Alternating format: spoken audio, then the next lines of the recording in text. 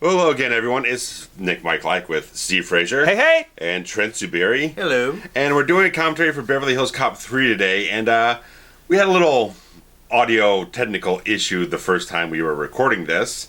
So there's going to be a certain point in time during the opening car chase sequence where our original commentary will take over. So we're kind of re-recording the opening bit of this whole thing due to technical issues. I hope that won't be distracting for you guys. Take two. Take two. You know, whatever. But, it's going to be good. We'll try to ease into it as best we can. So, guys, get your subtitles turned on, and we'll give you a countdown to sync up. So, in 3, 2, 1, play. Alrighty. A beautiful Paramount Pictures release. Not the Blu-ray. Of course, they announced the Blu-ray set. This is a Blu-ray. Oh, this is the Blu-ray. Yeah. This is from the UK. It's a region-free set. Oh, I didn't realize you picked it up. Yeah, that I did for when we did 2. Okay. Because they only really released the first one on Blu-ray in the US, and the new set coming out is a 4K remaster of everything. So 1:37 a.m. is a very specific timestamp. Excellent time. Do we need that? Like, is it? Is that a Hollywood thing? Because Empire Records also had used that same time by going, I'm going to tell her I love her at 1:37 p.m. I don't know. This is AM, though, right? This is AM. He said 1:37 p.m. And then he was like, that's excellent. But I feel like if it doesn't link to anything specific. It's not like the bomb goes off at 2 a.m. Yeah. You know what I mean? Yeah, right. Like, It's very random, arbitrary choice. 1 + 3 + 7 is 11. I wonder if It's a Hollywood thing. it must be, or it could be an insider. Maybe Like something. Who some- knows? It Yeah. has to be.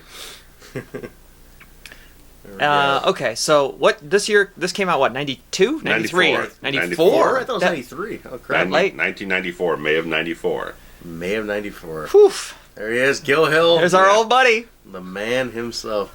His like frustrated face. It gets me every time. It's so good.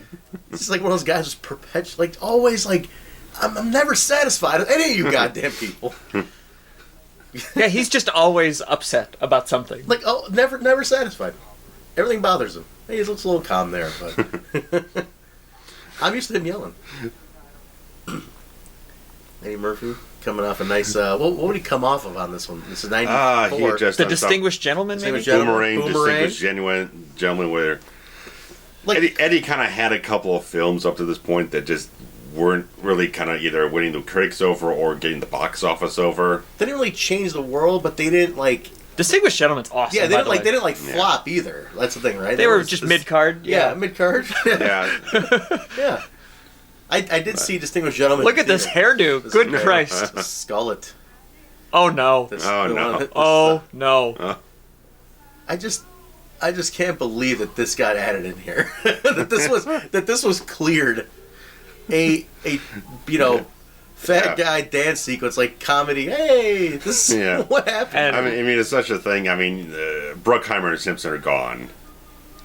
Oh, they're gone. Yeah, they're gone. 'Cause I don't know what it was. I think it's probably just studio conflicts. That they were stalling out so long, and things just weren't going the right way, and they departed. I think Joel Silver came in, Yeah, That sounds but right. then I think I don't know if he's still on it or he transitioned to someone else. Nobody wants to Still. see Louis Lombardi do a cartwheel, for the No. record. Like, nobody said, let's... like, what in the world is this? Like, why is this What? in this movie? I never would have. I would have imagined. These two are thugs? Thugs would never do this anyway. Like, this would not be a thing. I mean, unless the idea is, like, while the cat's away kind of situation. Here the bosses are here, and now we gotta be, like, Professional. I professionals. suppose. And it was like, there's nobody here. Let's fuck around. But here's my question: with the theme park tie-in and the kids, like, were they trying to appeal to a younger audience with this movie with shit like that? I don't know. I mean, Because like 1 and 2 are definitely not for kids at all. no, not at all. So like is this one going for that market? Because I remember this one. Well, it's still rated R, so it's weird. Yeah, it's weird. Yeah, it's a mixed message. But I did see a lot more commercials for this one growing up, and they use a lot more of the theme park scenes. At the time, there was a lot of promotion for right? this. I was like, huh. Well, maybe they're trying to appeal to kids in an odd, twisty way. Or maybe it's just Eddie just was having a different feel for things at this point in time, wanted to transition to something different. Well, Nutty Professor was a year after this, wasn't it? Yeah, somewhere around that range. So I mean, he starts going. And off that's into when different he stuff. vowed he was never going to make an R-rated movie ever again because he started his own family. So maybe this is the tie-in. It He's has got, to be. like, what, 10 kids or something. He now? does. He has a full 10 double-digit kids for Murphy. He does. That's a lot of damn kids. That guy's really excited. Very excited. Very blatant too. Property of U.S. government. I don't know if the government doesn't put that on all of his boxes. It's like a blatant sign. Steal this stuff. Steal this stuff. This is really important. You don't know what. You don't even have to know what's in it. It's just really important. It never works out. These deals never work out. The whole like pay him. Oh, that gun wouldn't do that to Louis Lombardi. He weighs 300, and that guy's 400, and he didn't go flying. Oh man. Like, what is happening here? Not the Jag. Sprayed him. That Jag, yeah. Unbelievable. Speaking of spraying, Oh, now you got to paint all over again. and it's blood. Like, I mean, That guy. Al is it Leong. our Chinaman. Why'd you hire Al Leong for like 5 seconds of screen time? Well, no, he had a little head bobbing earlier. He did. Well, that had 7 seconds. He'll always be Genghis Khan to me. Yes. In Bill and Ted. 5 seconds of work. You have to be in the neighborhood. Like, hey, Al, you want to? Oh, is it a favor? I just want to jump on. We'll give you a credit, maybe. You know, like like uncredited credit.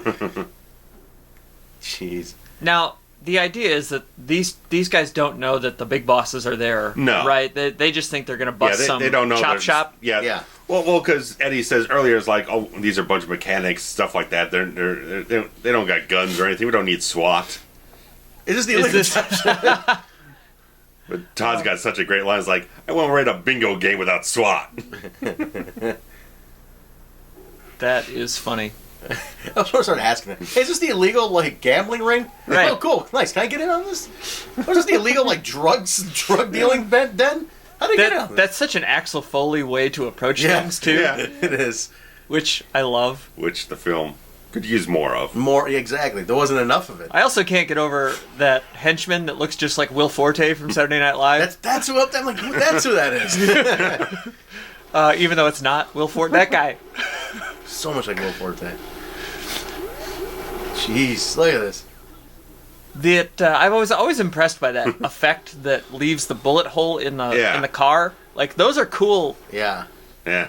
Like, that one, it almost looks real. Like, they actually shot bullets into a car. I don't know if they used some kind of air gun or something. That's something. Because the look is good. I mean, look at that. They're hitting it pretty nicely. And these boxy cars from the 80s, like, this is an 80s boxy car here, and that guy's got like a 90s rounded car. Yeah. Like, I don't know where the shift happened when the squared edges went away, but I miss squared edges on a car. I miss squared edges on a car. Look at that! It's a perfect rectangle. It is. You can't find a rectangle car in 2020. Look at all those bullet holes. This guy's got a good look. Yeah, he's been in stuff. And I can't think of how I know him.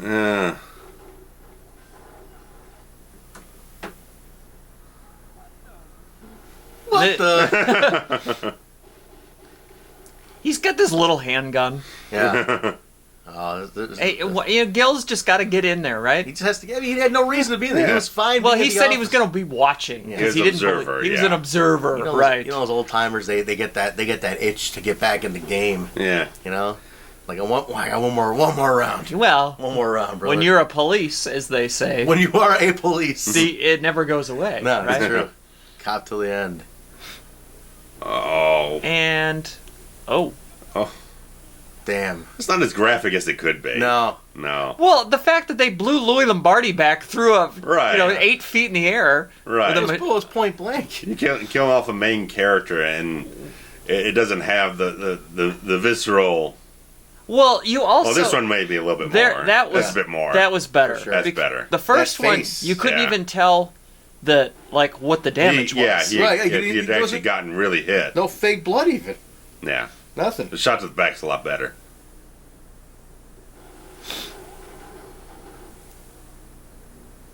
I mean, that's kind of a cool little visual with the oil.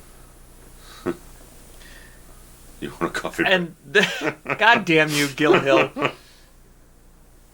At least he dies with a good line, man. That's a great line. They just, like, these movies were so good at taking, like, serious moments and adding just that little twist of comedic element. Like, that scene right there felt more like the first two movies. Exactly. Yeah. But, you know, a lot of the rest of this movie doesn't feel at all like the first two movies. Yeah. Had they not had the dance sequence in, this opening scene would have felt a lot like the other two. Like, that little goofiness, I think, took away a little bit from the seriousness. If you didn't have that, this whole opener would have felt a lot like the previous two. Yeah. And that was a crushing blow, in my opinion. Losing Gil Hill. I was like, you know, it'd be like losing Judge Reinhold. Exactly. Yeah. I don't know, like that. Like the death scene, right? It lacks so much emotion. I mean, it was like nothing. Yeah. Well, yeah, but you don't remember they're going to do a funeral scene here coming up. Yeah. Okay. And that's when you really start crying. Man, it was like damn, they took him out in the first 5 minutes. Which I guess sets up your stakes, right? Sure. You know, I mean, it's in the first one it was Mikey Tandino. Yep. Yeah. And, you know, that's who he wanted to avenge. Then you had Bogomil in the second. Right. Yeah. And you gotta avenge. But Bogomil didn't die. Bogomil didn't die, but he damn near was damn near died. I mean, I guess, you know, you have to have that catalyst that I forget, it's like a causal action or some screenwriting term. Follows the formula, no doubt. Instigating incident of right, sorts. yeah. Now that's a fun gag because, I mean, we've all been there, right? Yeah. And a shoot around our airbag? I don't know what it is about this one. It's like it already lacks so much heart. It doesn't have heart yet. Well, one is directed by John Landis, who's not technically a bad director, but his predilection comes more to be comedy first. That's what you're seeing. And the drama kind of gets lost in the mix of the whole thing. I will say, though, that from a screenwriting point of view, like Trent brought up, there's a lot of up and down. Yeah. It's not succinct. Yeah. Also, I mean, this is the first film in the franchise where we didn't start with like a hot opening rock song or something to get you into the mood. And that helps. Get you in the energy. It kind of starts off kind of a low beat and builds up with the dancing and the comedy stuff. Then we finally get the shootout, and the shootout and this chase sequence goes on for quite some time. Like the dancing, to me, immediately took away from the seriousness of what we're about to see. Right. I mean, in theory, the idea was to set up juxtaposition, right? Right. Mm-hmm.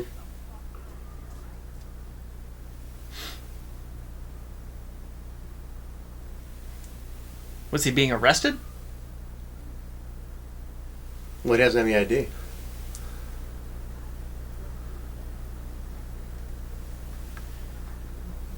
I mean, Well, there it is. I do like the denim jacket with the fur line. Oh no, it's a hoodie underneath. Hoodie, yeah. Cut off vest. Did I miss the part where it said what was in the boxes marked property of federal government? They didn't say. They didn't say? No. Well, as we'll get through the rest of the film, it's about counterfeiting. I recall that. I knew it was about counterfeit. So they're probably, whatever the case is. Why did he disarm him? He's a cop. You know what? It probably was the paper. Probably the paper, The paper that you print the money on. Yeah. Ah. And they did tease you with the was it Wonder World or something? Yeah. Wonder World on the towels. Yeah. All right, here we go. The old blue police cars. Damn. They killed him. They did. Yeah, they sure did. Even the transition into this scene, it seems so cold. You're lacking something. When you look at the first two films, they have a certain grittiness to how they look. The first one's very, as we commented with the first film, it felt kind of like it could almost be like a Charles Bronson, Clint Eastwood film in the way it looked and felt. Second one is definitely a Tony Scott film where it has the MTV style. It's kind of glitzy, but it still has a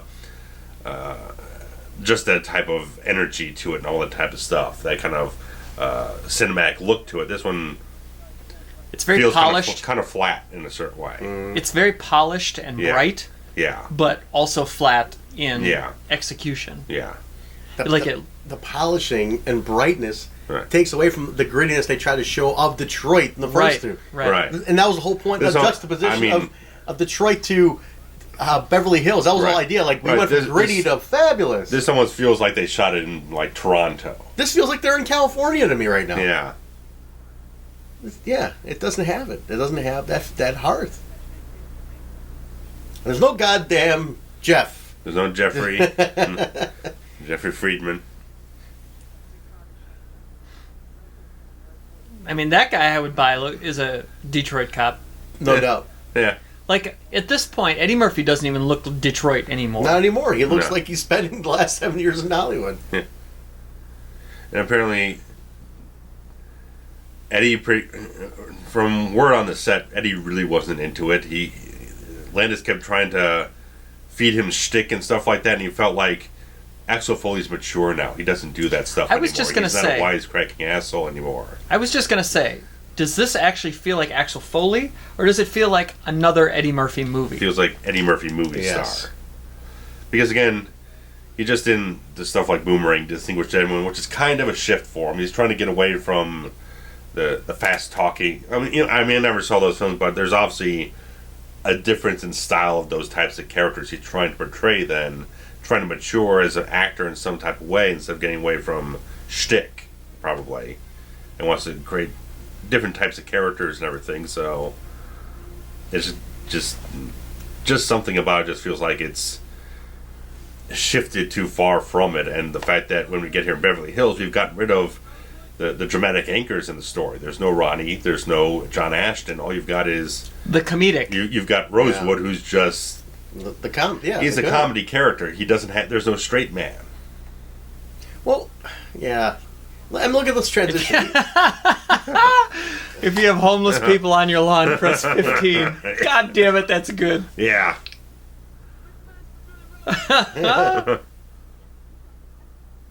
Because apparently they were throwing around different ideas going up to this thing, and there's one where they were going to go to like London or something like that, or something along those lines, but things got stalled out so long that it came into conflict with the schedules for Cox and Ashton, so they couldn't be involved with the film. Now, why wasn't Ashton in this film? Because it's just scheduling conflict. They delayed it so long, it was just no longer available. Damn. Look at that. Sergeant. William M. Rosewood.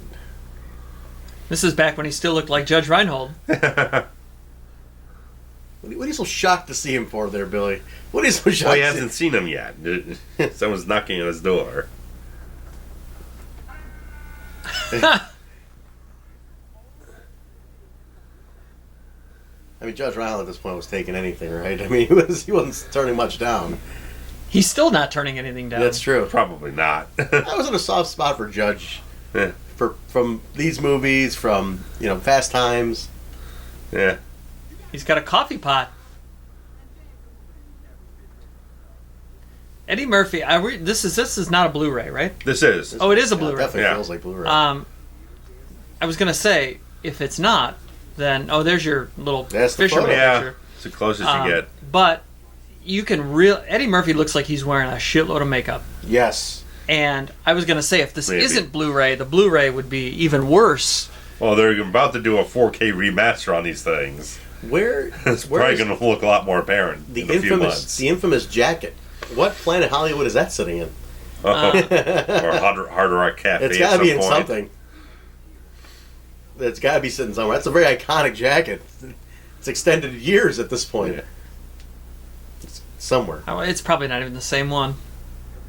I like to believe it is. Maybe he hasn't. I need a map like this.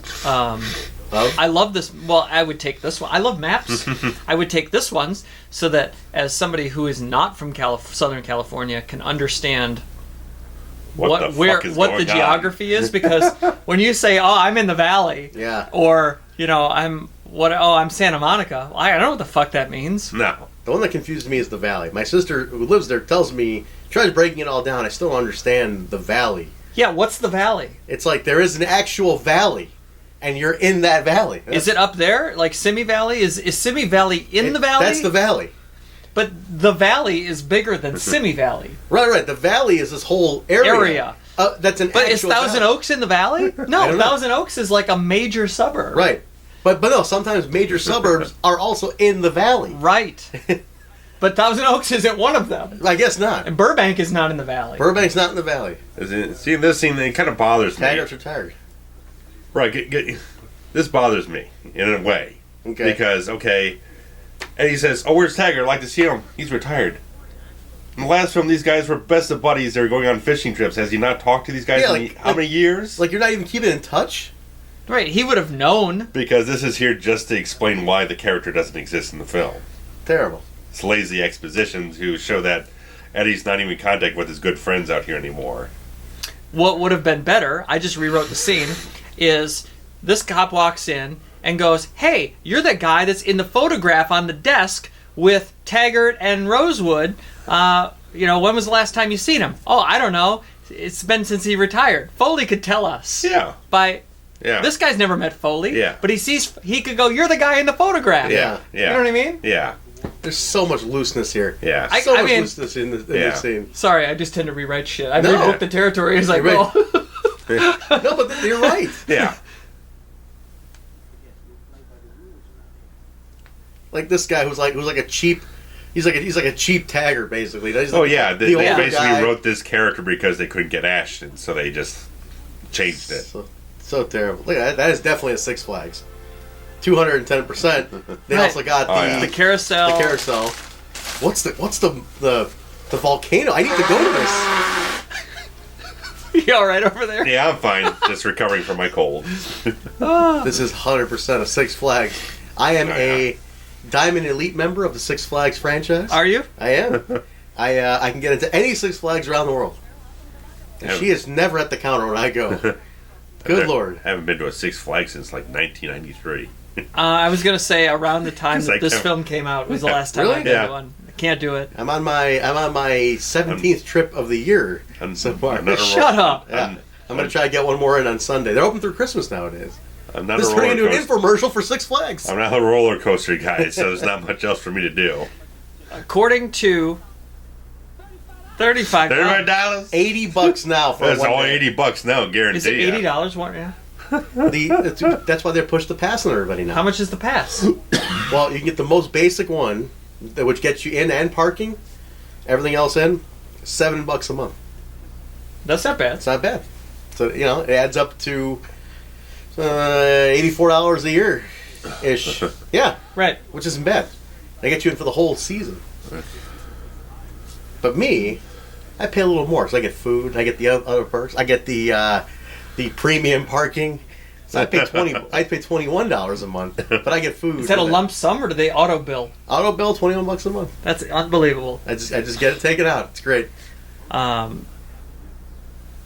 To answer your question, the What was the part question? of the part about the volcano, according to the Yes. map, was a dinosaur world area.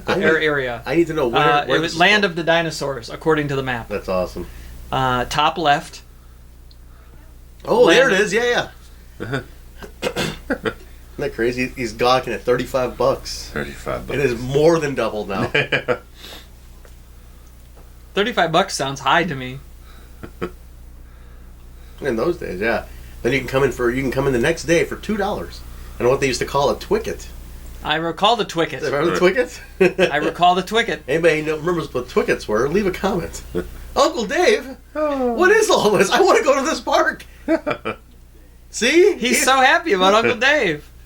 Uncle Dave. I mean, it's supposed to be like Disneyland, right? Yeah. That's the idea? Yeah. He's supposed to be a Walt Disney allegory. Man, it is the spider. There's It's gone. Hello. She's never there either when I go.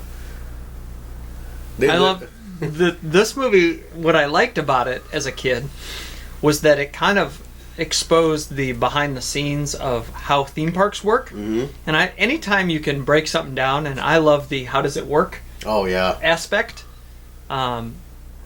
Have you seen like it? I like a lot of heist movies because they break it all they down. break things down that you don't normally get access to. Yeah. So this kind of thing, I'm like, oh, you mean there's tunnels under a theme park? Like, I actually would have never thought of that. But it makes sense. Until I was 15 and saw this movie. Did you ever see the whole thing about Disney behind the scenes and how they do it all with the tunnels and secret doors and all that stuff? This is amazing. I have not done a ton of research. I do recall reading an article about they had like satellite imagery of the forbidden areas at Disney World. Oh, really? And like the sections that the public can't have access to. There's like a whole compound where they do laundry. That's awesome. And it's it's like tucked behind some other shit, and you can't see it, but you can see it from the satellite. But I was never a Disney guy. Yeah. Like growing up, that just wasn't. I mean, I like certain Disney things. Yeah. I mean, there are some Disney things I absolutely love, but I was not a Disney brand enthusiast. Yeah. I have a friend who works at Disney who told me some of the behind the scenes stuff. He's like, I can't tell you everything. I'm like, tell me one thing.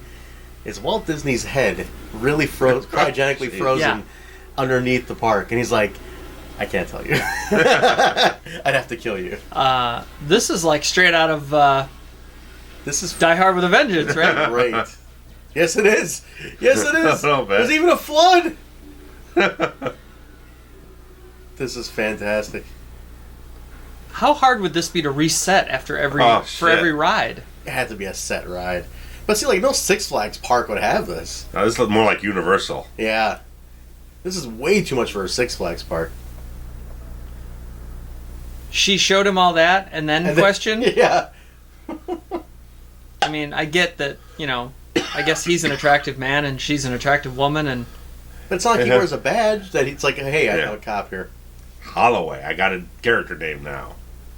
I can figure... For this dude, Holloway. Oh. I can figure out what the fuck he is. Well, he's just walking around the figure tunnel. these things out. This guy, Jesus Christ. Got a ninja jump onto him here? Well, jeez, like just pull a gun out in the freaking tunnels? There's also other employees here. Right, what if you shot that elephant guy? Like, he went right for the gun. This is an employee area. What are we doing here? Right. Loss prevention is not going to be happy with this scenario. There's a continuity issue there. The gun that the other guy dropped was on the... Or did he drop it? There was a gun on the floor, and it was gone when the other guy Holloway ran up on him. This used to be the Sky Whirl. This is gone now. The Sky Whirl is a dead ride. It was never called the Spider. It was always called the Sky Whirl. In Chicago, it was the Sky Whirl. At ours, it was Sky Whirl. Hey! George Lucas. I don't know why he needs a payday. I'm sure he did it for free. It's probably because he's friends with Landis or something. Oh, Landis is a good buddy. Is that really his wife? I don't think I would have ever picked out that was George Lucas. That's totally him. Yeah, I mean, now that you say it, I go, oh yeah, but like... You broke the damn thing. The toy would not have screamed. Hey, now, did Paramount release a licensing... That looks like it's totally on a set. Oh, totally. Did they release licensed merchandise for all of these stuffed animals? Because not that I'm aware they really squandered an opportunity if they didn't. Oh, no kidding. What in the world? What is happening? Oh, damn. See, this is very Landis. This is too comedic. This is definitely a green screen. Yeah, I mean, it looks kind of fake. It really takes you out of the element, doesn't it? Yeah. And that's a stunt double.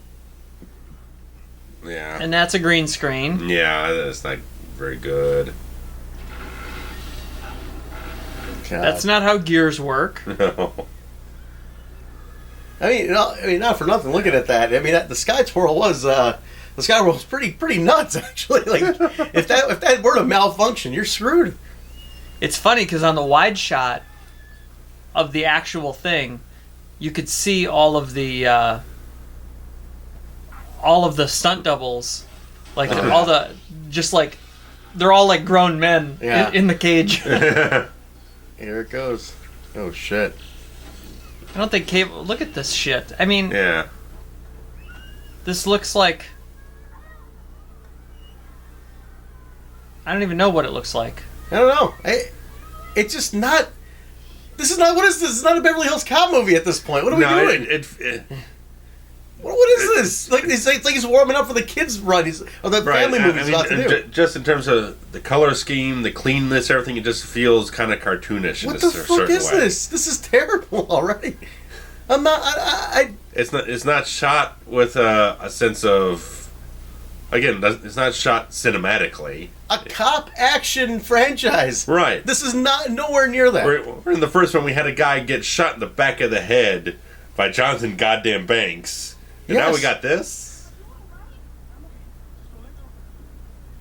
I mean, we had started off the franchise with cold villains, man. That's what I'm saying. There were some real lethal sons of bitches, and you had... Right. Trafficking cigarettes and credit card schemes. And you had grit. You had things that were sketchy and creepy. And had a sense of danger. Yeah, I mean, obviously we're talking a lot more over the film. We're not like fully immersed in the moment, but right. I will say that you could. I've never felt like the film had peril to it. It's just kind of light and fun type of stuff. There's no lethality. On paper, if you said theme park is a front to counterfeit money, yeah. And cops have to infiltrate, like, you could go somewhere with that. But yeah, with the right approach, right director, right focus, yeah. Like that shot, everybody's like that's so funny. And these green screen shots just look all these very green screen fake. shots are so bad. And this is going on way too long. Yeah, this is the action sequences just they're not succinct. Like, you're not here for this, Axel. No. This has nothing to do with the plot. Nothing at all. It's like it's almost like he wanted it's it a written random in. diversion. Like he wanted it written in to like, hey, I want an action sequence. Right, because they chased him onto the ride. Right. And then the ride malfunctioned because of their whatever. But But this entire why sequence this? has no direct sort of bearing on anything that's going on with the greater plot of the film.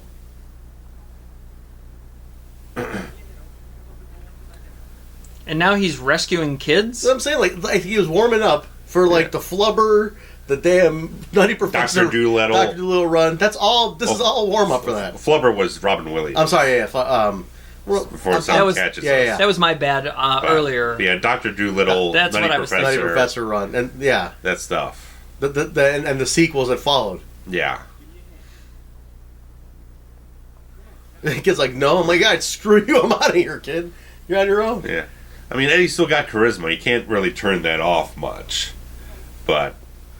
Yeah, but it's Eddie. It's not Axel Foley. Right. It's not the character.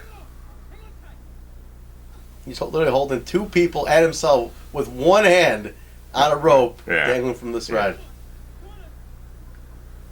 Grab him by the dick. He's got a big dick. That's right. He said it himself. Yeah. Big dicks. That's what he said. Right. Exactly. Grab onto that sumbitch. Would that happen? I don't think so. Yeah, with a steel cable? I don't know. Uh-oh. Oh. Nope. That's not how gravity works, by the way. Jesus Christ. That is not how gravity works. Again, comedy. I had no recollection John Saxon was in this movie. That's fantastic. Sergeant Donald Thompson. He's in this movie. I had no idea. Springwood Police Department. Piece looks alright on him. Yeah. The hairpiece. He's got a great voice. He's got a nice 90s power tie going. 90s power tie. Yeah. I don't like a paisley. Yeah, yeah. He's got that little pocket square thing going. Well, yeah, you gotta have a pocket square. He's got a little class going there. She looks like a flight attendant. Yeah. That pocket square gets higher up in his pocket every shot. Just crawling out of there. And of course. Yeah, this is nicely edited.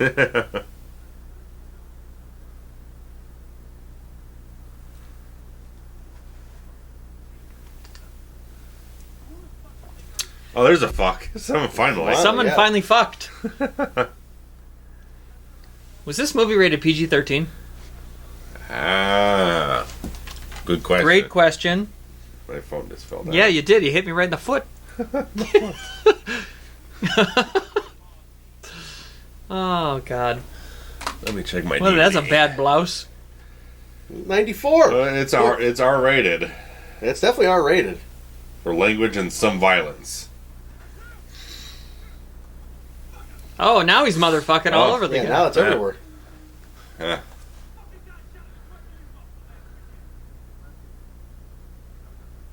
Oh, This jeez. guy... He has that classic, like, who, me? Face? He's got a little bit of like Ellis from Die Hard feel. Yeah. You know, little kind of mix him and Atherton what was together. the guy? What was the guy from Night Court? Dan Fielding or who? Russ Fielding? No, Ross Fielding's at the gun club. Why can't I think of this guy's name? The guy who was on Empty Nest. Like, look at And, Dad! Wait a minute! David Leisure. David Lee. Yeah, Wonderful name. Did you guys see that? The whole, like, opens the door, like, wah, knocks the guy over. This is not a goddamn Beverly Hills Cop movie. This cannot be happening. Right, I've always been able to break it down. The first two films are mainly action thrillers with comedy added into them. This film is much more primarily a comedy, with just some action set pieces. It's just they lent the name to it. Look at that guy. Jesus. Picked him up off the gutter. That guy, that's Crowbar from WCW days. It kind of looks like Very well be. Give her the crowbar. She used to be known as Tia Carrere in the wait, I'm just kidding. Yeah, go Billy, just looking. What's that guy's name? This guy? Actor or Yeah, character? the actor. Hector Elizondo. Right, got it. Can we get a wide shot? I want to see what two pinball machines were back there. I missed it. I saw them, but I couldn't make it out. They cut too quick. Let's hopefully we can catch him. 94. Now what would it be? It'd be NBA Jam or Street Fighter, Mortal Kombat. No, they're legit pinball. Oh, machines. pinball. I'm sorry. Yeah. Sorry, yeah. Yeah. Pinball. What could they be? Adam's Family, the most sought after pinball I machine. don't think it was Adam's Family. It was not Kiss, because that's I can spot a. You did spot the Kiss one in Friday the 13th Part 2. You're darn right, I Awesome. did. I love a Kiss pinball machine. They're worth like $10,000. Jeez. Probably on the low end. It's that is one of the most sought after, coveted Kiss collectibles is the pinball machine. You can buy just the back glass for like $2,000 or Jeez. something. They got it at in Chicago. If anyone's in Chicago and listening to this, at Replay on Sheffield has a Kiss pinball. Now they did re-release a one in the last 5 to 10 years. Maybe that's there's a reissue of and the 78 ones are the ones that are $10,000. the really expensive ones. Good to know. We're at the Sunset Motel here. Yeah. Got it with an old actual key. Yeah. Good old key. I was on vacation. I went to New England over the summer, and I stayed in 3 different hotels, and all 3 had actual keys. Really? Yeah. No pass cards. Barbasol.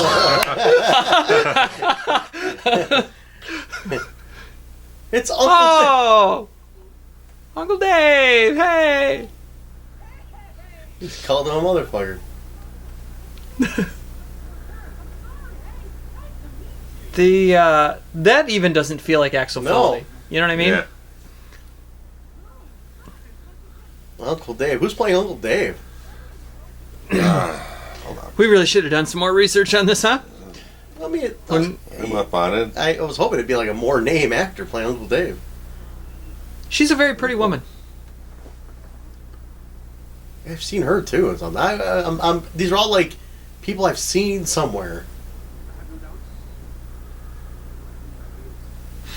He talks not like expected. Uncle Yeah, Dave he's talks. goofy. Everybody's goofy. Yeah. It's The girl is Theresa Randle. Don't know her. She's in something. I gotta look her up. Yeah. Yeah, she's maybe not now, but then. Right, but yeah, in that era. Yeah, she's got a very pretty face. Alan Young is Uncle Dave. Alan Young, he was on a TV show in the 70s. Mr. Ed. That's it. Alan Young, he is the male actor from Mr. Ed. Like the guy. There Not you the go. horse, but the guy. He's the guy. The guy that did the voice of the horse. Wait, Alan Young is the guy. The guy that did the horse. One of the two of them is the voice of Scrooge McDuck. Oh, really? It might be this guy. Okay. Well, wait a minute now. Wait a minute. I'm pretty sure. I'm going to go on record and say that this guy is Scrooge McDuck. I think so. Like, I'm listening to his voice now. Is it Scrooge McDuck? Well, Scrooge had the accent. Did he do a good accent? A good Scottish accent. Let's see. Let's look. I'm gonna look. You cleaned up pretty well there, Rosewood. Yeah.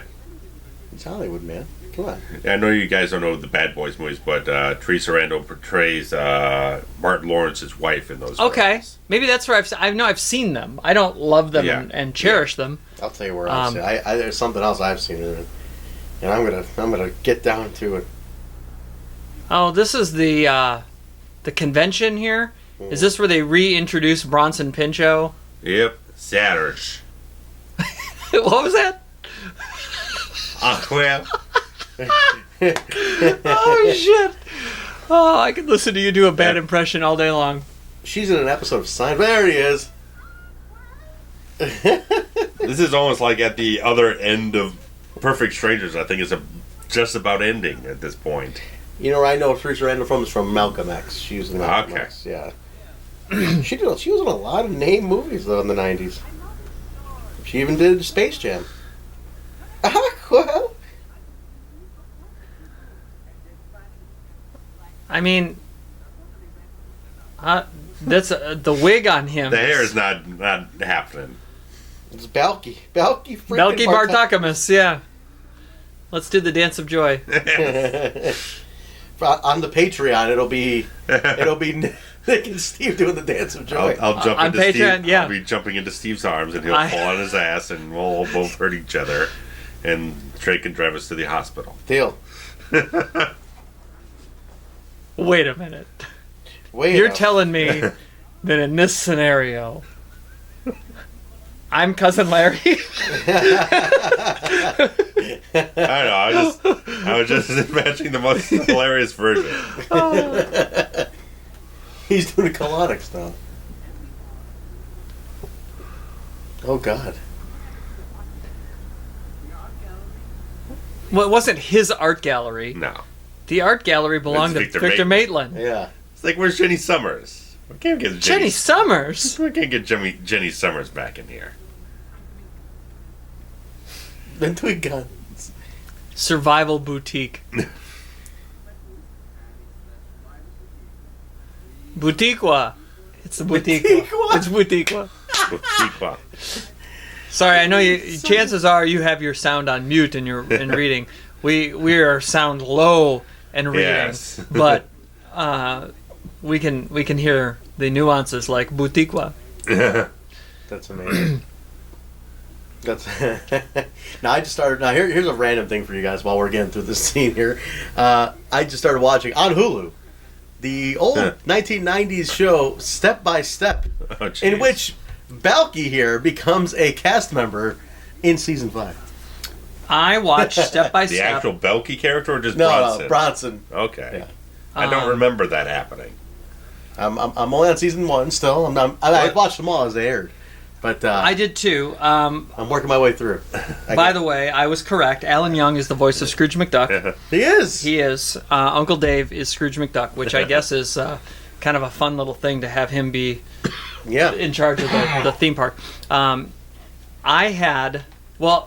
First of all, I kind of grew up on Three's Company, so I was totally down with Suzanne Summers. Yeah. Wait, we're talking about Step by Step, right? That's what you said? Okay. So I was...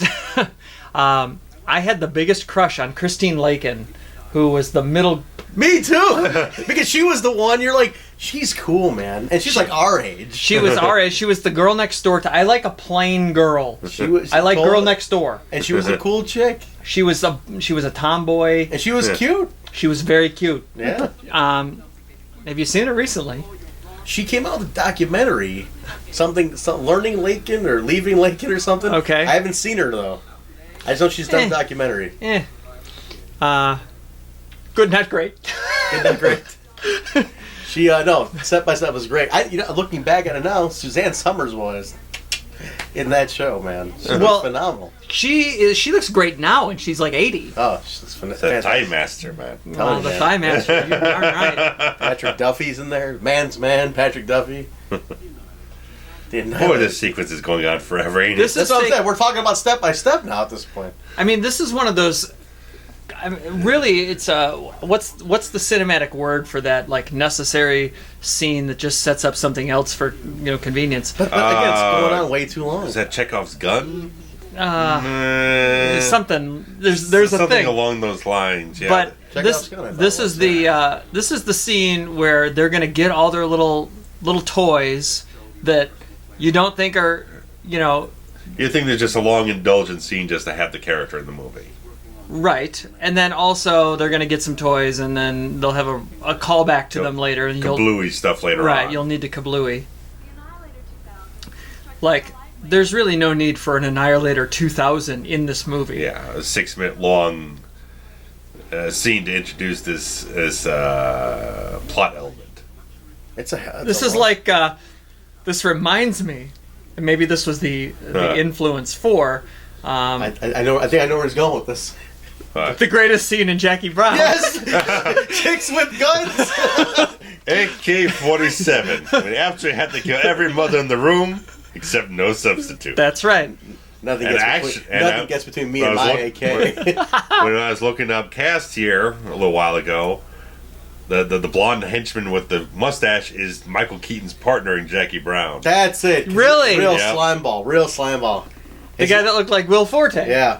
One of the things he says to Jackie is, you really didn't set the world on fire, did you there, Jackie? Yeah, that's a heel character right there. I mean, he's like reading her her jobs and what she's done. He's like, you really didn't set the world on fire, did you? And I was like, what a dick. Then I found myself using that same line because of that movie when I want to insult somebody. God, I love John Saxon. Yeah. Great. Hard to believe this same year he did New Nightmare. About 6 months. He did not age a day in 10 years since Nightmare 1. No. Looking good. Johnny boy, looking good. I wish that he would do one or two last convention appearances, because... There's another swing through. Yeah, I need one more round. I collect autographs from cast members of Nightmare on Elm Street, and he is my... Captain Ahab or whatever the Moby Dick, your white whale, my white whale, Golden Chalice. Yeah, he's the one. He's got to be up there though. He's got to be nearing 80 years old. He's in his 80s. Yeah, he might be pushing 90 now. Well then, you better find that out quick. Yeah, it's been 6 or 7 years I think since he did a convention appearance, and I really kicked myself. It was in Cincinnati, which is about a 5-hour drive from us. Yeah. And I it's not too bad. plus the time change, so it's 6 hours. But I really kicked myself for not going. Yeah. All right, what did he win? What's his prick? Man of the Year. Okay. Law Enforcement Man of the Year. Private Law Enforcement Man of the Year. There's a whole award show dedicated to private law enforcement men. What does that mean? Basically, your private sector security guard. Security guard of the year? Basically. In a way. Private sector security chief. Yeah. Because if you're private, you're not law enforcement, right? Right. Wait. Yeah, wait a minute. Yeah, poorly worded. Poorly worded. Yes. It's like private security is what it should say. Son of a bitch. You're right. This movie is off the riff. The whole This movie is completely just... Now this is an Axel Foley move. Yeah. This is very much Axel Foley. That's very much Phil. There's no cons in this. You know what I mean? That's a big thing lacking. We're already, what, Yeah. we're half hour in, 40 minutes in? We're 49. 49 There's not minutes. a single con. 49 minutes till we got to the most Axel Foley moment. This is the most Axel Foley moment right here. And it's so hard to believe that this is one of the same screenwriters who wrote Die Hard. Well, the difference is that Die Hard was an original story, yes? It was Or an was it- adaptation, yes. Book adaptation? Book adaptation. Okay, and so but still, it was Yeah. even though it was an adaptation of a Yeah. book, it wasn't based on previously developed characters and ideas. Yeah. This one had expectations to live up to, And so to fall back on and see what worked. and expectations from a studio Yeah. that Once, you know once right, bank. right or wrong Yeah. had placed upon him. Yeah. You know, you can be great at something the first time. Yeah.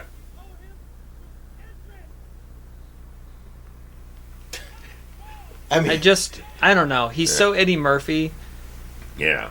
this is the most Axel Foley feeling thing, though, at least.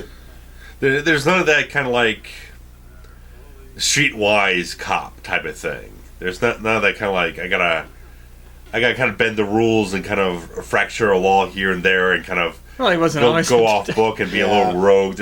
There's not enough of that kind of friction that you had in the first two films, where you had like the chief of police in Beverly Hills, putting some pressure on them, or Well, the whole point that forces Axel to kind of go off and do things a little bit more of a unconventional, fast and loose type of fashion. Right. The whole point was that things in Detroit, police work in Detroit works differently than police work in Beverly Hills. Yeah. Right. That is not the premise of this movie. No. The only guy he has any kind of friction with the police is this guy, but he's not that much of a cog in the situation because he's not like a superior. He's just another detective. Right. I'd also like to point out Yeah. that 52 minutes into this movie, even though we know that the end game is counterfeit money, Yeah. at no point in the first 52 minutes has he discovered or has investigated a crime other than trying to find the guy that shot Gilhill. Yeah. Good point. I feel like we had nothing further here. We haven't uncovered the underlying plot of what these characters are involved with. Even if Foley doesn't know. And why there's a federal investigation going on. Maybe now we'll find out. Well, fine, but it's 52 minutes. That's true. I mean, nearly an hour in before you actually define the plot. We're past the halfway point. The film's only about an hour 44 at the most. Right, so we have 45 minutes left and the credits. And the credits. Still. Well, 104 minutes, hour 44. So we're past the halfway point. As much as I hate dramatic irony, where the audience knows what's going on and you're waiting for the characters to catch up, as much as I hate that, in a movie like this, had they just shown like them printing money or something, it's all we needed. That little bit, just 30 seconds of. Plant the I mean, even if they don't show us like the whole plot, like they show us them doing something with a printer that make you go, wait, what do you do? What is that? And then it gives you something to think about. Like, they're bad guys. They were doing that. Yeah. See, it's a screwy, guys. Oh, Murph.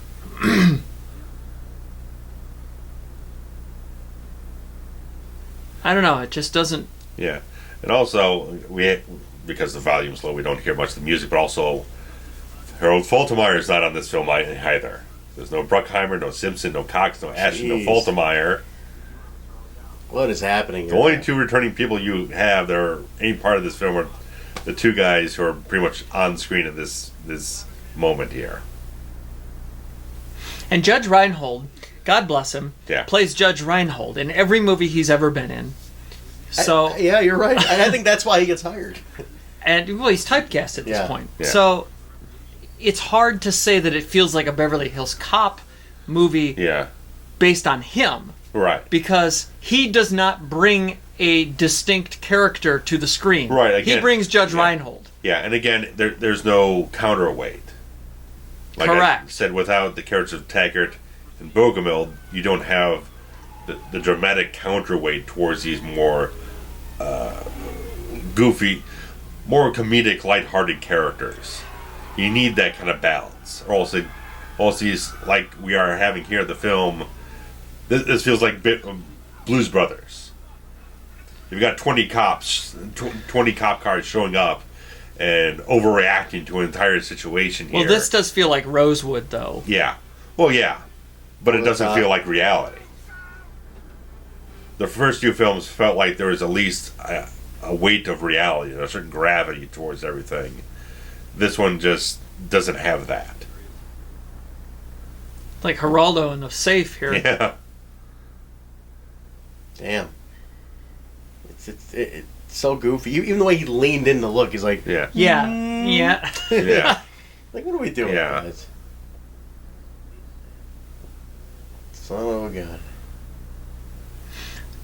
There's also, unlike the first, now the second one was a little but there was also always the tension of Foley's not supposed to be here. Yeah. Right.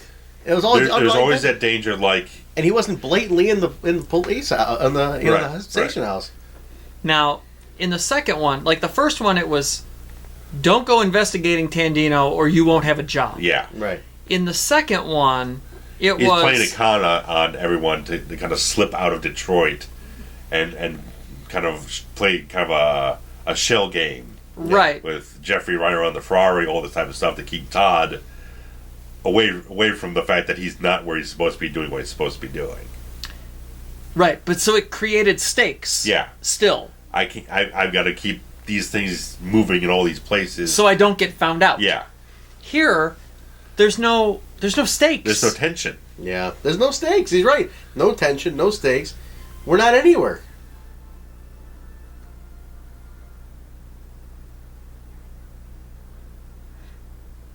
I mean, again, in the first two films, you had a lot of dangerous action happening. You had, especially in the second film, where you had all these sequences of the armed robberies and the guys with the guns and all this type of stuff. He's in a fucking elephant costume. These people going on a hit mission, stuff like that.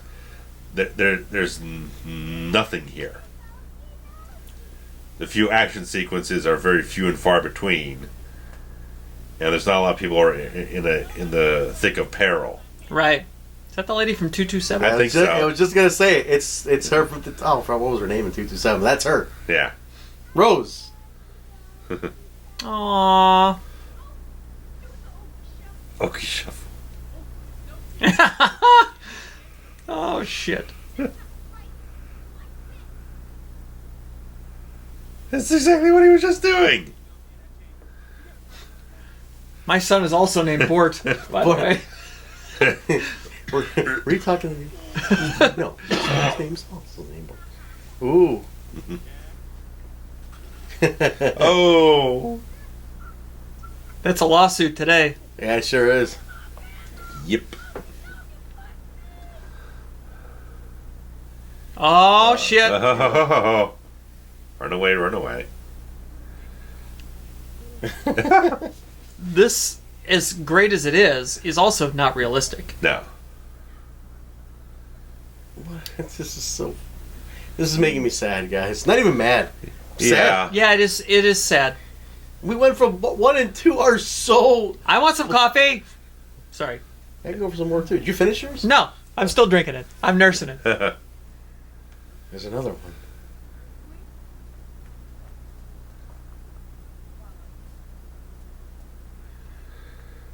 The trot. I like the little trot. Yeah.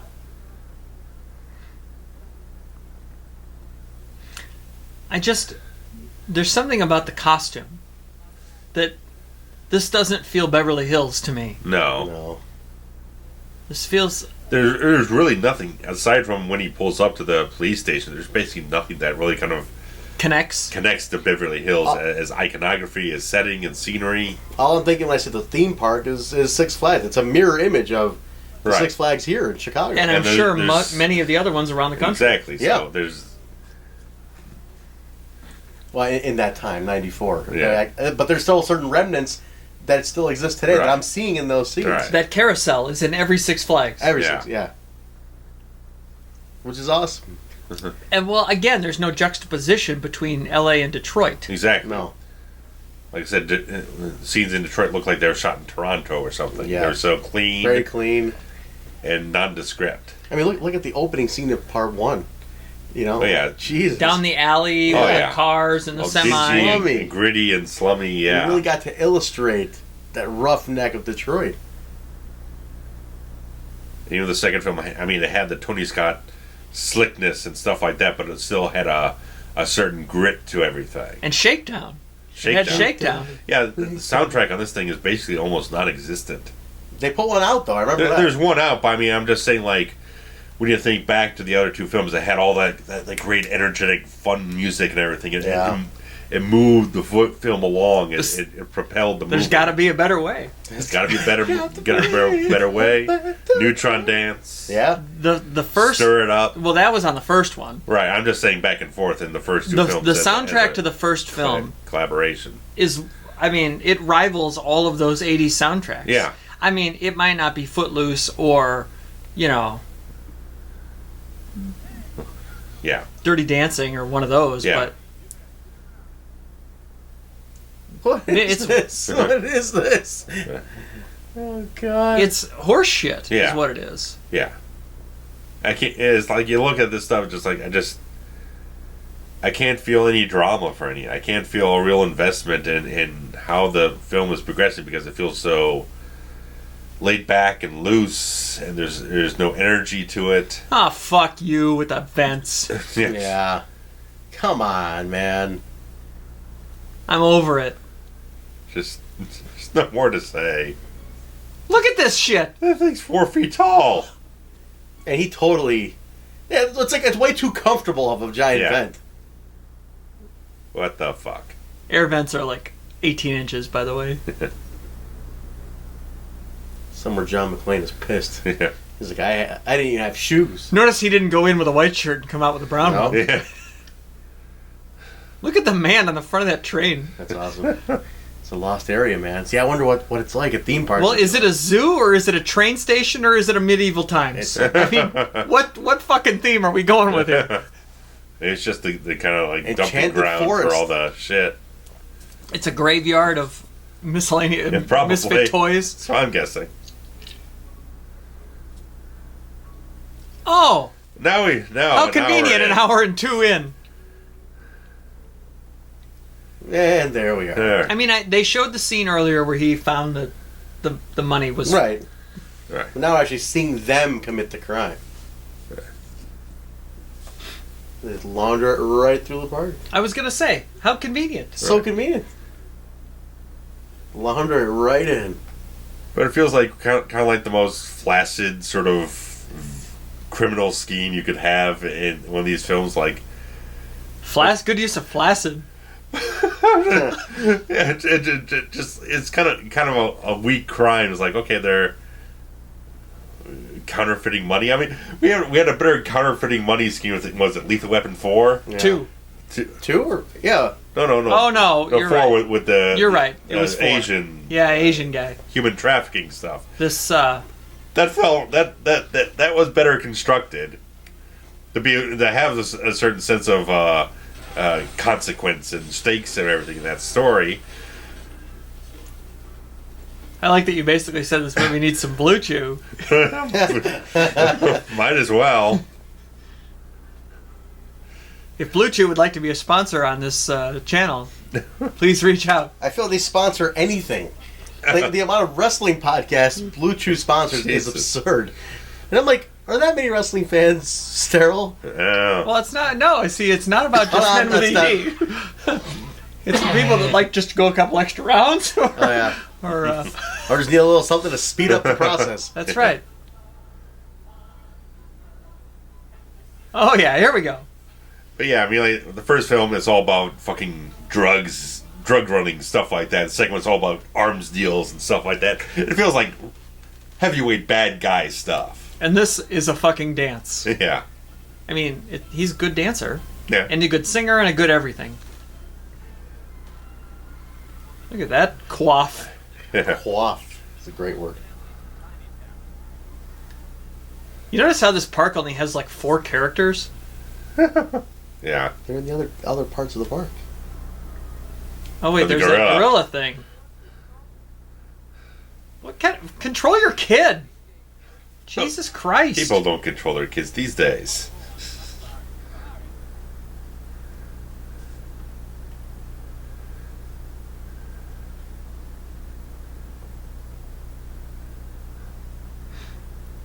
Good payphone. Yeah, I like that payphone. I like a payphone. I wonder what happened to that payphone. You think it's in like some warehouse somewhere, or It's in the Paramount lot somewhere, probably. It's gotta be on the Paramount lot. That's where everything ends up.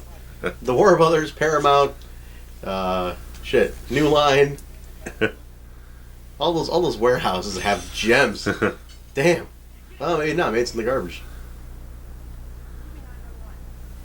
Get Me 911? Just push the numbers, lady. 911. It's 911. It took longer to say Get Me 911 than it did to push the numbers. Yes. This is one of those scenes where all the principals got to put their kid in Yeah, the movie. the producers. Right. Whoever. Oh, give me your kids and your grandkids. Let's put them in a scene. Yeah.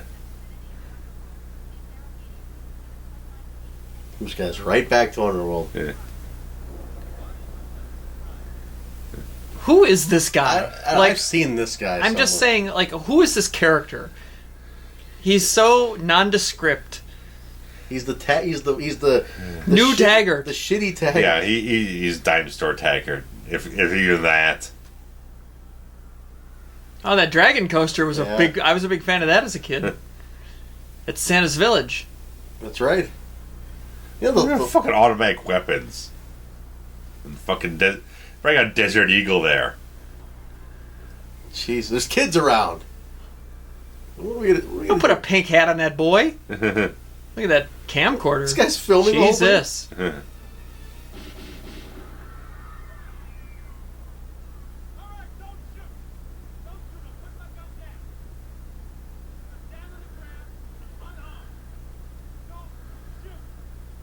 Oh. That guy looked familiar. Eh.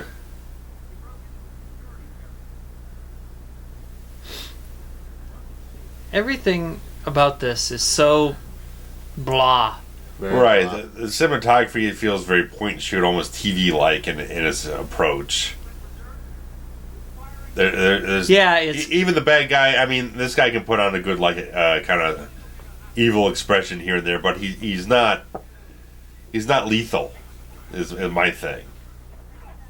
I hate to keep just throwing back to the other films, blah blah blah, repeating myself, but that's the establishment of what the franchise expects the audience to engage with and have present to them as a new sequel. And it's like everything is so light. It's handling everything in such a relaxed fashion. I mean, even Eddie, again, he whatever it was at the point, I think even Bronson Pinchot said at the time of filming, he viewed Eddie as being depressed. Really? That's what that's the quote that kind of circulates in like IMDb trivia and Wikipedia. So take that for what it is. But no one's in the gear that they need to be in to make this film. That's pretty sad, man. That's pretty sad to think. Yeah. It makes you wonder, like, why do it? You know, why even bother? Yeah, the cash grab, but Well, God. It's all about it money. ended up not being much of a cash grab because the budget kept spiraling out of control.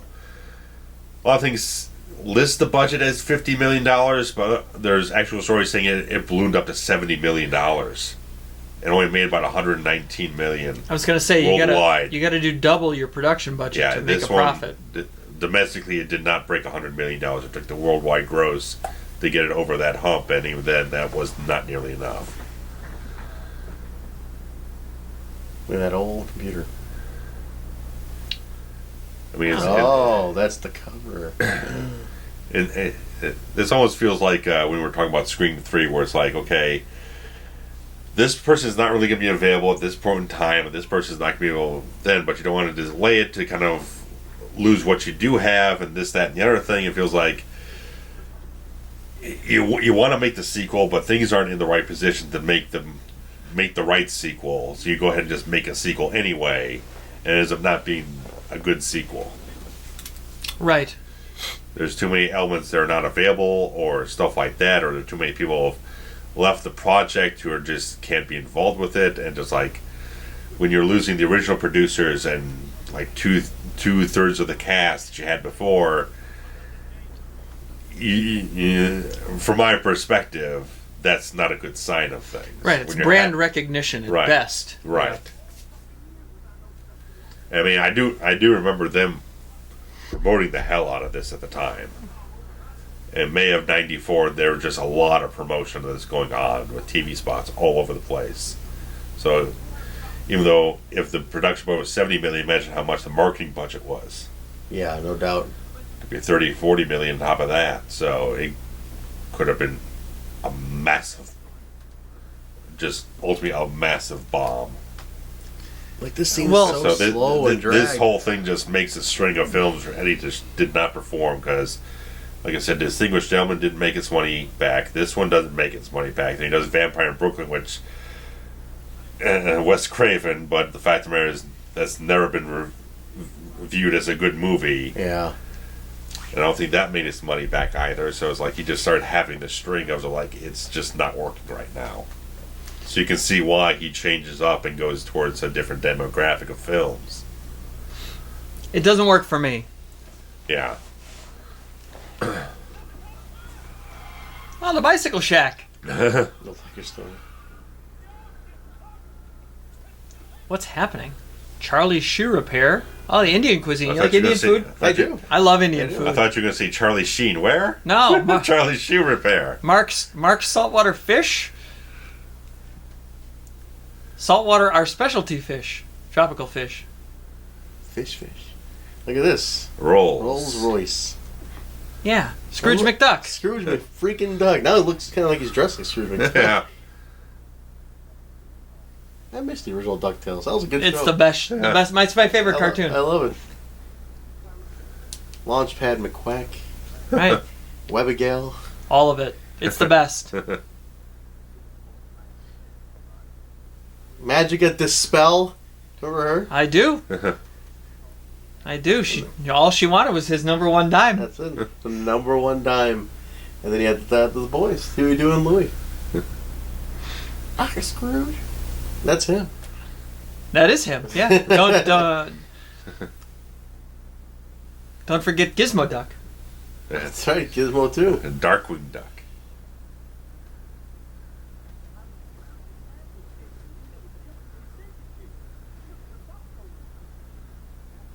This guy.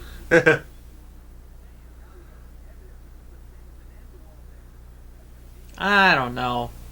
Oh, by the way, John Larroquette is the guy that I was thinking of. Yeah, same kind of face. That's smug. Yeah, it's a very John Larroquette face. John Larroquette is the man I was thinking of. Well, I said Dan Fielding before. Oh, is that his character's name? Yeah. Oh, okay. I haven't seen Night Court in 20 years. But yes, I was trying to think of the actor's name. That's who he reminds me of. It's John Larroquette. He's poor man's Larroquette, like the other guy's poor man's Ashton. Ashton. Oh. Again, the actor's got these moments where he can tap into a little bit of that intimidation factor, but I don't know, I'm just not as convinced overall. Uh-oh. He killed him?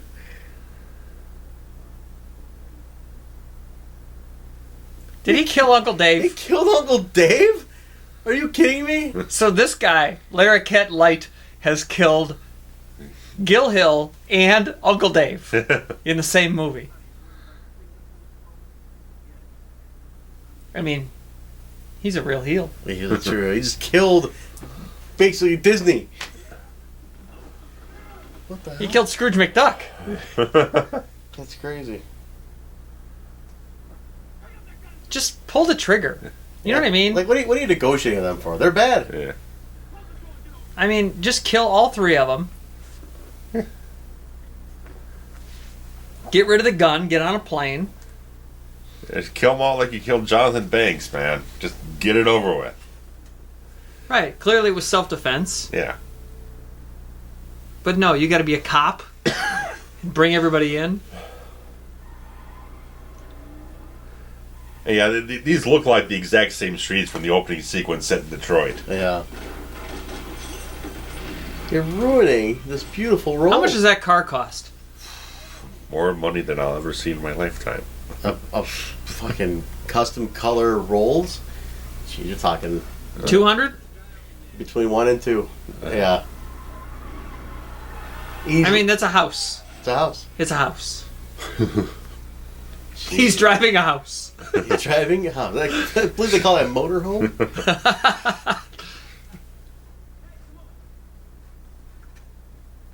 Oh, good. Bumbling cops. Listen to the score.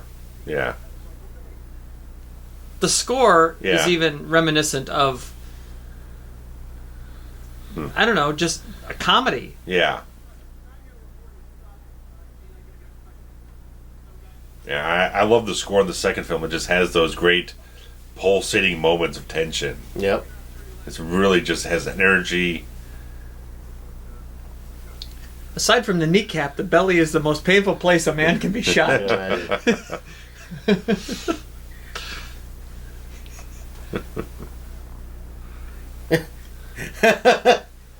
Ooh, that's a coffee machine. Yeah. What were you going to say? I was gonna say, I don't remember what I was gonna say. All right. Shit. Oh no, just a little more goofiness. The way the cops were like, "Oh wait a minute, that's him." Do lights out. There's lights out on those Tivoli lights there. Did you ever see the movie Eddie did called Metro a couple years after this? Never Where saw it. No. Heard about it. I saw it once. It's like it was better than this. Really? It was a little bit more of a serious cop film, but I haven't seen it in 20 years. Look at that It had guy. I think it had Michael Rappaport in it. It's kind of a little bit of a nut job these days. I like Michael Rappaport. Yeah, he's fun. He's entertaining. Look at this guy. Look at this guy's hair. I know this guy. Oh, so it was Henry Winkler there for a split second. Oh, get out of here with that bullshit. Look at that, all watching so intently. Yeah, I don't know. I just don't buy it. Yeah.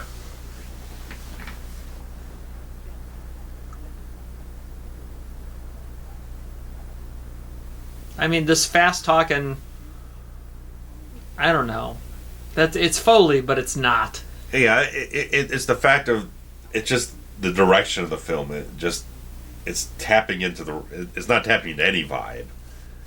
But the fact that it's not even getting to the vibe that you need to make the character feel right. Yep. That anything Eddie might be about hitting, just not satisfying. What a dead scene though, man. Like, look at this. There's a lot of these elongated sequences in the film. There's not that snappiness. Yeah, I like snappiness. Yeah, you need to. Yeah. They're like that hair. I can't get over that guy's hair.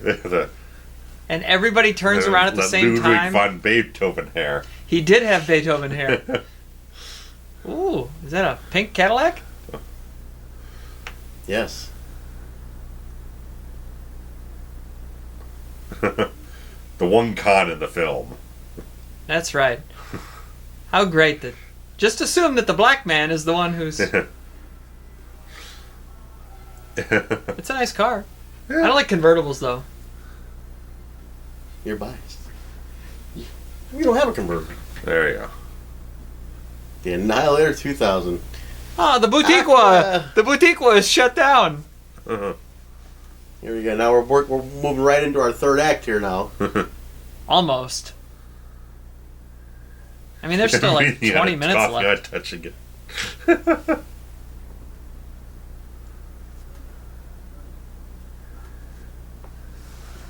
What is that tie that Donnie's wearing? This is better than the assistant he had in the first one. He had all the chest hair kind of spilling out all over the place. Yeah, but I didn't mind that. It was a good look. I don't know. It was a good 1984 look.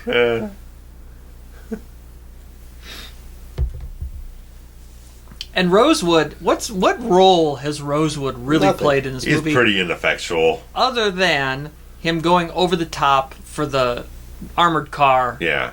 That turned out to be nothing. Yeah, he doesn't contribute anything really to the story here. It's like a Barbie car. Yeah.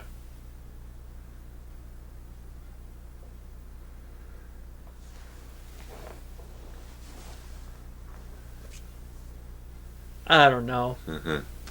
You're right, though. That is so Six Flags, it's not even funny. Oh, that's 100%. I mean, the gate. That's Six Flags gate. That still exists. They just put up those little characters up there. Yeah. Yeah.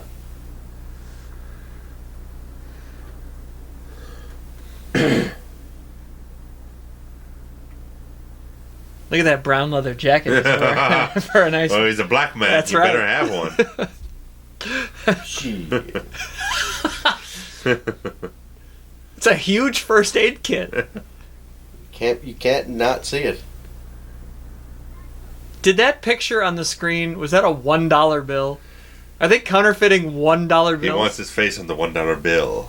Like the Joker. That's ridiculous. Not quite, as that guy just said to you. There's a lot of posturing in this movie. Yeah. You know what I mean? Yeah. That's a good observation. You're always so appreciative of my Yeah, comments. you put things in a good way. You know? Like, I'm more of a surface guy. You know, I'm like, oh, that guy's an idiot. But then Steve's like, hey, let's see why he's an idiot. Do you remember in the first act that so-and-so happened to him? And that could be because when he was a child, there's some inherent issues there. And I'm like, oh, I never really thought of it that way. Like, maybe that's why he's a bad guy. Something happened to the guy. Shit.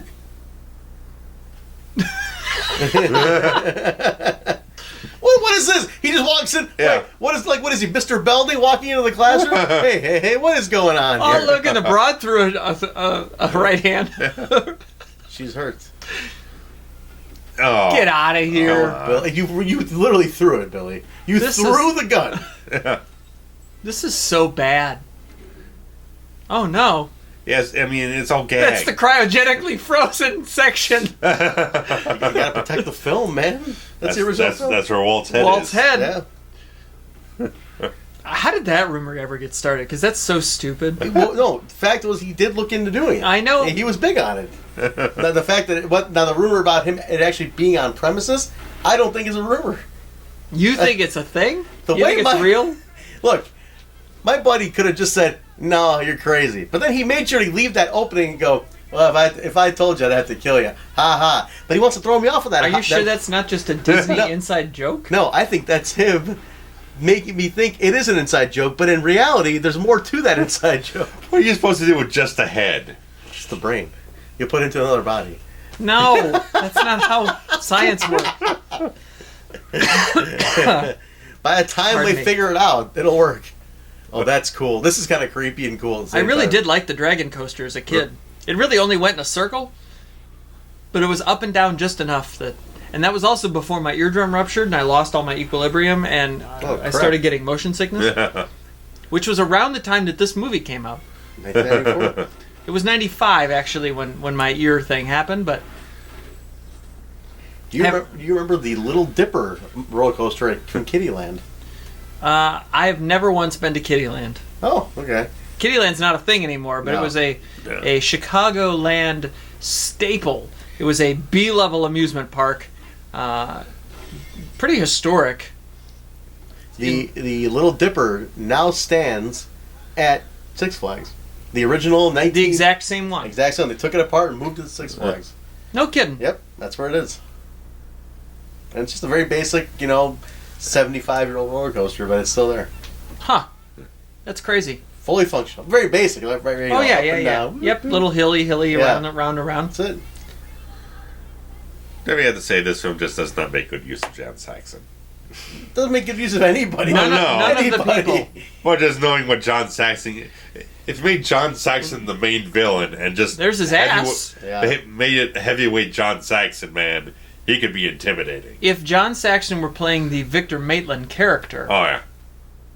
I mean, it's perfect. He's perfect. Yeah. Or if you made him the new Taggart, he'd be a fantastic That's what I was thinking. version of that, Make him the new Taggart. This is so... I mean, some of the Six Flags looks just like this still. This is fantastic. For a guy like me who goes 17 times a year, this is great. Womp womp. I would... Actually, I think it is kind of cool to see, like, the rides. It's almost, like, creepy. All the rides running at night, after hours, with nobody on them. I mean, in another film, this is nice, but not here. Why is rap music playing from his gun?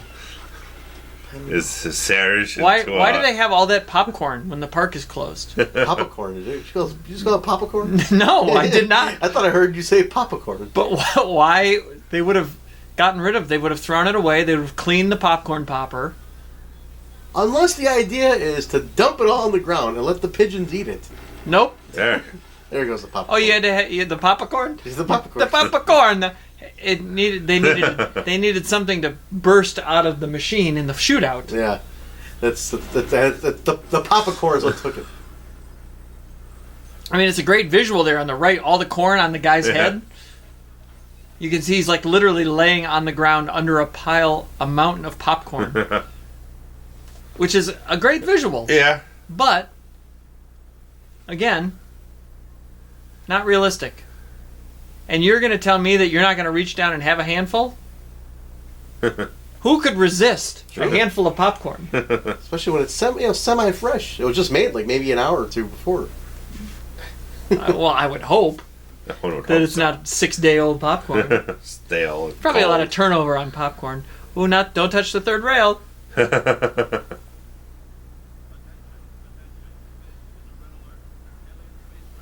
Do you really think that they would fall for this?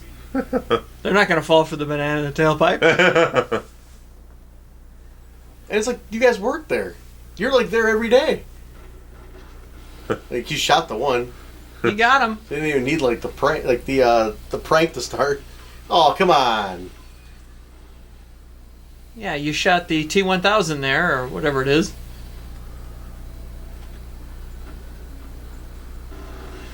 Yeah, That's a... What? It went through his legs. Like Battlestar Galactica ripoffs. Oh, God. Yeah, this had to be like the Earthquake ride revamped or something from Universal. How was he on fire? Tony Caesar! Tony Caesar! How was he on fire? From what? Tony Caesar also did the famous burn in The Thing. Oh, yes, he did. You need a burn. You know who to go to. You call Tony, my boy. Now you're going to weekend at Bernie's this guy? God. That's exactly what he did. And you assholes didn't know that water was coming and that was a fake stairwell?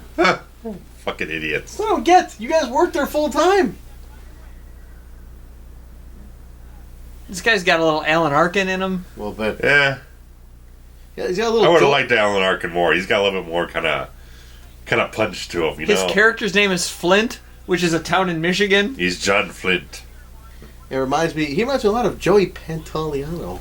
Oh. Joey Pants would be better in this role, too. Like 1,000 Pants times better. Everybody would be better than this guy. He's so kind of sleepwalking through the role.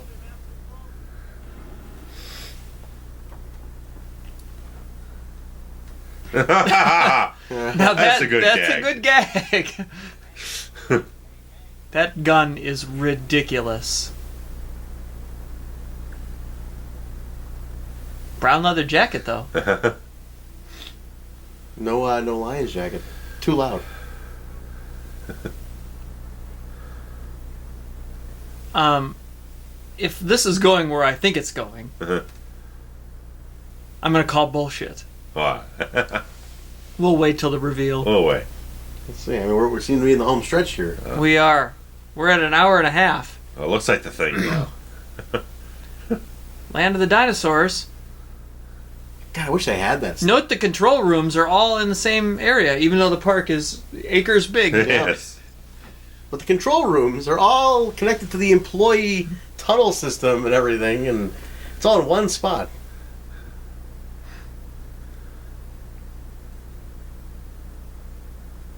I don't know.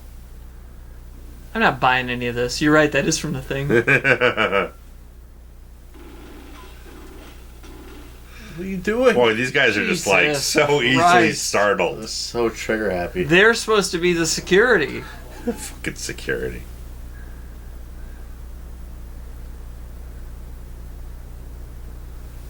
I don't know. Yeah. Aw. Aww. It's amazing. He's cute. The old woolly mammoth. There's nothing to this tour. No, it's a terrible. Yeah, it's awful. Have you been to the Field Museum? Yeah. And seen the bones of the woolly mammoth there? Yeah. I mean, that is much more exciting It's amazing. than this ride. Yeah, what was that ride? If anybody gets a chance to come to Chicago, spend a day at the Field Museum. Absolutely. It is unbelievable. Yeah, I know you're a science and industry guy. I'm an but MSI guy, but I do like the field as well. I prefer the field. I like the field a lot. I think that's going to be my next membership. Will be the field. Okay. Do you get a buddy pass? Can I come? Yeah. with science industry, you get to bring a person for free every festival. And then same with field, you get to bring somebody with you. I like it. We can Okay. all go. In order to have this be a thing, he would have had to load his image file onto that He computer. has to take a photograph, Which is download it on the computer, Which is not available on figure cell out how to phone. use the software. Yeah. So how did that happen? Then John Saxon didn't. just got shot. with buckshot or whatever, because he got like 6 shots all at Yeah. once. Where? I didn't see the. This is not Jurassic Park. And that dinosaur has a like a Mike Tyson face tattoo, like around one eye. What's happening here? I don't even know. Long and drawn out. Roseweed's just walking around. Roseweed. This is an anticlimactic kill. Yeah. Come on. Like how at this point do the actors not even speak up? Like you're taken away from this franchise. Yeah. What are we doing? Everybody that has an automatic weapon doesn't know how to shoot it No, they don't. at a person. Oh, Uh-oh. Let's just kill everybody. He just has no clue what the fuck he's doing in one scene of the next. Look at I love the guy under the popcorn. That really makes me happy. Other than the fact that the popcorn shouldn't be there.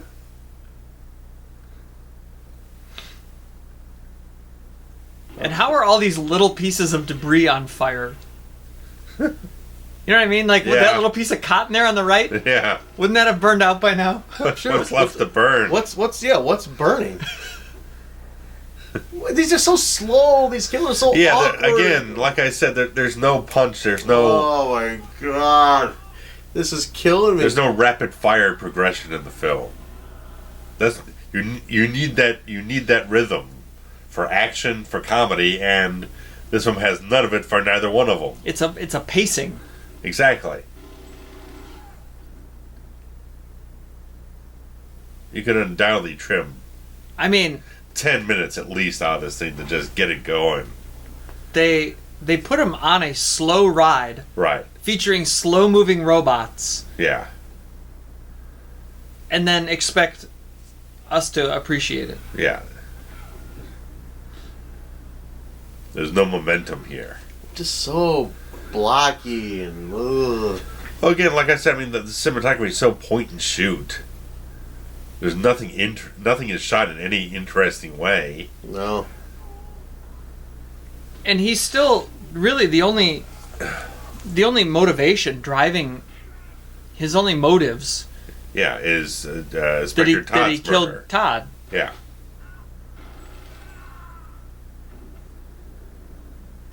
Like in which case Yeah. the counterfeiting is completely irrelevant. Right. Totally irrelevant. And how To him, at least, it's irrelevant. and how That's it. unsatisfying was that kill there? There's no dramatic tension. There's no build up to it. There's no exciting music getting up to the moment. Just like it's all just kind of flat notes. Jesus Christ. And is he the FBI here going to heel turn? I think what I was- so. I get that feeling. But do we have enough time for that heel turn? Well, no, we only have 5 minutes left. You can't heel turn. That's it. Oh, shit. Yeah. But why would he be in on it? And yeah, there's no explanation for it. Why? You didn't get the explanation. He killed him. Right. You got nothing That was pointless. prior to even indicate that there was a hookup other than when he like pulled him off of the chase early on. But he justified it completely. Like, hey, it's our case. It's our case. We can't have you doing it. Don't jeopardize this. We're investigating a much larger situation here. More like, why the fuck are you in the movie, not why are you shot? Exactly. And here comes this idiot. Yeah, lurching around like Like it's fucking goofy. Quasimodo.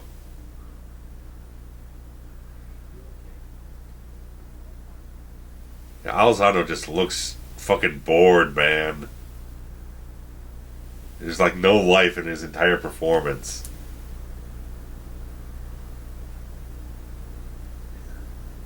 Jesus. I mean, This guy is such a poor man's Taggart. Like that the Yeah. setup at the end, the Yeah. scene. There's nothing. Oh my god, this was excruciating. What have they done? Ugh. I mean, it's good in retrospect. Eddie sees that this was atrocious.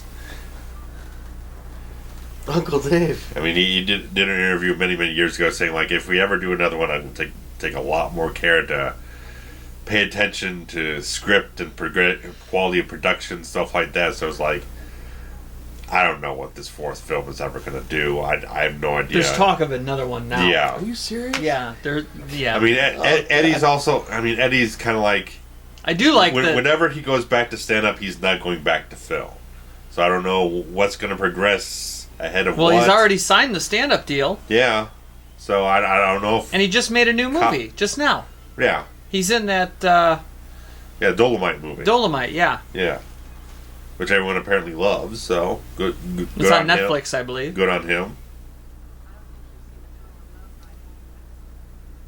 But I don't know. I mean, even if you do a Cop 4, it's like characters of Taggart and Bogomil. I mean, we already know Taggart's retired here, so now 25 years later, he's still retired. He's even more retired. He's dead. And I mean, Rodney Cox is going to come back now that he's 70. He's not going. He's going to be dead. He's not going to be on the force What anymore. in Fuck the this guy. So world? you're still not going to have the same. They'll bring back the elements that made the other films work. This was, guys. I don't know what just- to say right now. I feel like I need oxygen. Don't resurrect it 25 years later. There's no necessity for it. You tried like 2 different TV pilots. They were reportedly awful. Watch part 2. There's no necessity for it. Consider the series done at part 2. Yeah. This did not have So anything. it's a 1-2 punch, and this one just feels so. Nile Rodgers. Diana Rogers. That's pretty interesting. Yeah, well, he got paid for it, so that's fine. But I don't know. It just. If you I didn't want have you guys to talk. if you didn't have opening credits, and you just started the movie, Yeah. would you know that it was a Beverly Hills Cop sequel? Like, No. you know what I mean? Like, you could have named it anything. You could have named it Amusement Park Insanity. I was like, oh, cool. Whatever it was. Yeah. Right. It could have been called Wonderworld. Yeah. Terror at Wonderworld or something. Who knows? It had nothing to do with Beverly Hills Cop other than Axel Foley, Gil Hill, who's dead early, and Bronson Pinchot. Yeah. It is Boutiqua. Yeah. and Judge Reinhold. So like, you got a couple carryover characters, but it meant nothing. Right, but Yeah. I mean, Tone-wise, vibe-wise, energy-wise, it has no resemblance to what you expect from the brand. Yeah. it's like saying, you know, Tom Atkins and Jamie Lee Curtis was in The Fog, so that must be a sequel to Halloween. Because they were both directed by Carpenter, Yeah. and Right, she's right, in right. both of them. And it's a scary movie also. So, hey, it must be the Yeah. same thing. But they couldn't be any more different. Yeah. Yeah, this is a Paramount disappointment is what this was. Yeah. Yeah, I don't like it. No. Is Joey Travolta related to Johnny Travolta? So I I wondered, believe this is his brother, yeah. Really? Giolito. Who played Giolito? Who was Giolito? I don't even know who that is. Fred Asparagus? Fuck you. Fred Louis Asparagus. Lombardi. See, I knew that Yeah. was his name. Louis Lombardi. I called it. Fred Asparagus. And the minister was Al Green? Yeah. Hell, Oh, great. God. That I caught. Yeah. Then George Lucas. Huh. Bronson Pinchot. Let's see. Anybody else in here that we know? Joe Dante. Joe Dante was in the movie? God damn it. I didn't notice that. Yeah, I didn't either. Let's see. Peter Medak, he's a director. I mean, perhaps there's... John Singleton. Don Singleton was a fireman. I mean, that might not be the same That's something John Landis does a lot in his films. little cameos. He'll bring in all his director friends to have all these little cameos and everything. Well, That's not the right Carrie Fisher. yeah, I mean, how unfortunate it is to be this Carrie Fisher. It's probably a man. Yeah, You know, like Cary Grant. yeah. What is Fedorov Colin the Third? Nothing. Fuck you. No. No, thank you. Fedorov. Fedorov. Good God. Christ. All right, so we can't really talk about how bad this movie is anymore because No. we already did it for the last 101 minutes. Yeah. Jesus Christ. I'm so upset. I'm so let down. I'm so like, what do I do? My highlights hanging We've out. officially broken him in. You broke me today with this one. We've broken him into the bad side. I mean, Nick and I have been doing this for 2 the years, down doing slope of these things, man. terrible ones. We built up a bit of a tolerance I mean, we've been watching horse shit like this that just doesn't go anywhere. since like Nightmare 5. Look at all these names in this movie. Not one of them was like, guys, you know what? This really isn't a good movie.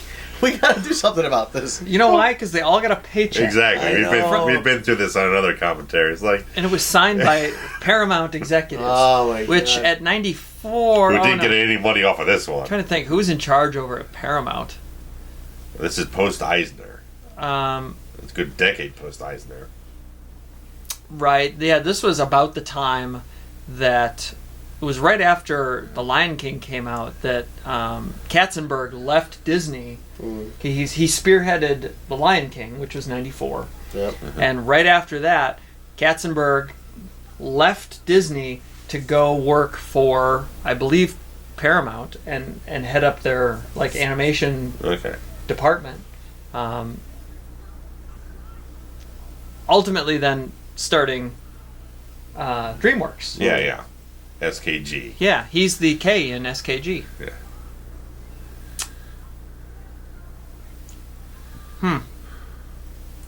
Really, what a group that is. The SKG, the Katzenberg and Who's the G? David Geffen, the Okay. the Geffen music, Records, yeah, The David. yeah, Yeah. and then Spielberg. Yeah, of course. So Indeed. I mean, talk about. I mean, it's the ultimate Conglomeration, super group. yeah. It's a super group.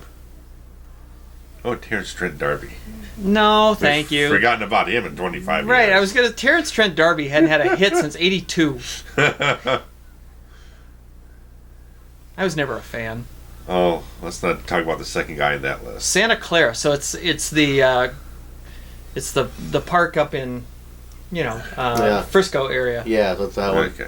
I'll look into that. I wonder if it's kept up with some of the changes to be close, to be like, because they're not all the same now. Now Correct. they're not all kind of uniform like that. They have their individuality. So, And you said you go to them all over the country? well, the plan is to start going to other ones. I've only been to the one here. Oh, okay, I so can you've get- not been to any of the other No, ones. that's the Okay. thing. That's what this pass I have can get me. I think the one in Texas is very popular. right. Six Flags Over Texas. And Georgia. Those are the two that are apparently sleeper hits. Okay. So Well, you need to check out Santa Clara All right, and yeah. report back and let us know. deal. Let us know if it still looks like Wonder World. Deal. All right, But, I'm going to bed. Yeah. There's nothing else to say. If you guys have other things to say, we definitely implore your comments because I'd I love don't to know. hear people's thoughts. Yeah. I'd love to hear anybody who actually liked this one. Tell them why. or what you think they could have, what a better version of Part 3 could have been. So I don't know. Throw it out there if you want to see them go to London. I don't know. Sounds so defeated, all of us. Oh, whatever. Throw it out the damn way. There's ideas like he's going to team with like Sean Connery in Scotland Yard or something. It's like I don't know. Let's Sean Connery do Hunt for October and The Rock. Ooh, yeah. Just let him enjoy the 90s. Don't let him get near this. Yeah. But all right, guys. Thanks for sticking around. If you did, and if you enjoyed it, your thumbs up, and you can always follow us on Twitter in the description below, and hit us up wherever you want to. So Thanks for listening. thanks much. Thank you, everybody. Bye bye.